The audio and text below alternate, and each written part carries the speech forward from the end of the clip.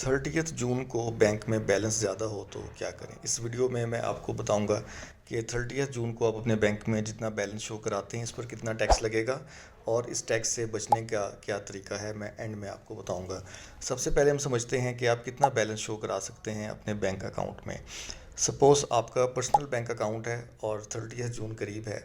आपने सबसे पहले मैच करना है अपने प्रीवियस ईयर की टैक्स रिटर्न के साथ कि उसमें आपने अपना कितना कैश और बैंक बैलेंसेस शो कराए थे।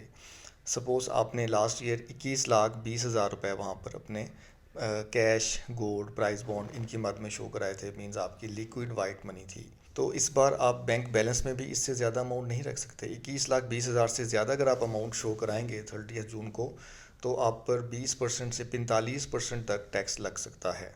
तो इससे आपको बचना होगा।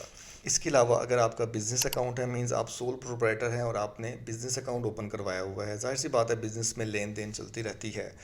तो इसमें आप कितना बैलेंस शो करा सकते हैं, आपको देखना होगा प्रीवियस ईयर की टैक्स रिटर्न के साथ कि आपने अपना बिज़नेस कैपिटल कितना शो कराया है।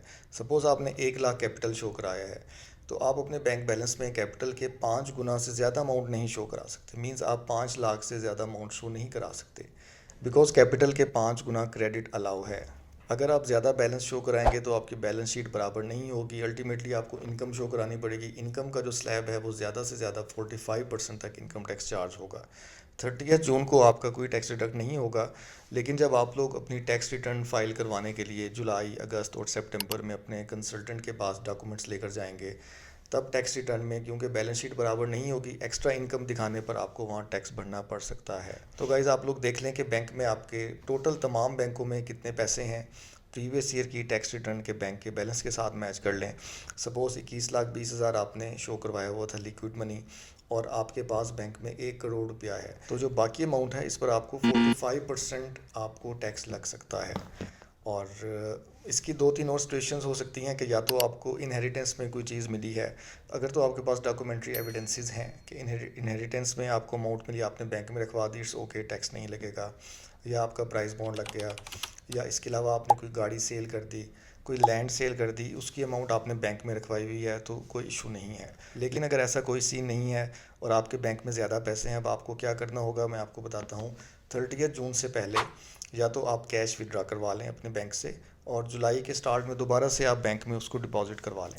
अगर कैश की अमाउंट ज़्यादा है तो आप पे ऑर्डर बनवा सकते हैं अपने नाम का। मीन्स आपका अल्फला बैंक में अकाउंट है, आप अपने पर्सनल नेम से पे ऑर्डर बनवा लेंगे 25 जून को या 26 जून को, और आपके बैंक से अमाउंट माइनस हो जाएगी, स्टेटमेंट में शो नहीं होगी। जुलाई के फर्स्ट वीक के बाद आप वही पे ऑर्डर अपनी ब्रांच में जमा करा देंगे। दूसरी कंडीशन में अगर आपका बैंक अकाउंट है, आपकी पर्सनल फर्म है जिसका आपका बिज़नेस का बैंक अकाउंट ब्रांच में चल रहा है और उसमें ज़्यादा अमाउंट है, तो आप अपने बिज़नेस के नाम का पे ऑर्डर बनवा लेंगे 30 जून से पहले। ध्यान रखें 30 जून के लिए बैंकर्स आपको ये कहेंगे कि क्योंकि उन्होंने टारगेट पूरे करने होते हैं तो आप ज़्यादा से ज़्यादा पैसे बैंक को दें। इसमें बैंक वालों का फ़ायदा है, लेकिन आपका फ़ायदा किस चीज़ में है कि आप कम से कम बैलेंस शो करवाएं बैंक का, क्योंकि 30 जून का बैलेंस रिफ्लेक्ट होता है आपकी टैक्स रिटर्न में। और टैक्स रिटर्न में बिकॉज इनकम पर टैक्स है, आपको अपनी जो वेल्थ स्टेटमेंट के हिसाब से चलना होगा। ज़्यादा इनकम शो कराएंगे तो ज़रा टैक्स देना होगा। तो इन चीज़ों का गाइस आप लोग ज़रूर ख्याल रखेंगे। और टैक्स रिटर्न से रिलेट मज़ीद मालूमात के लिए, मज़ीद कोई क्वेश्चंस के लिए आप लोग रब्ता कर सकते हैं। इनका सलूशन क्या होगा, किस तरीके से आपने टैक्स बचाना है। एक चीज़ है टैक्स को चोरी करना, एक चीज़ है टैक्स को बचाना। तो लीगल तरीक़ों से कि आप कैसे टैक्स को बचा सकते हैं, मज़ीद तरीके क्या हैं, आप रब्ता कर सकते हैं।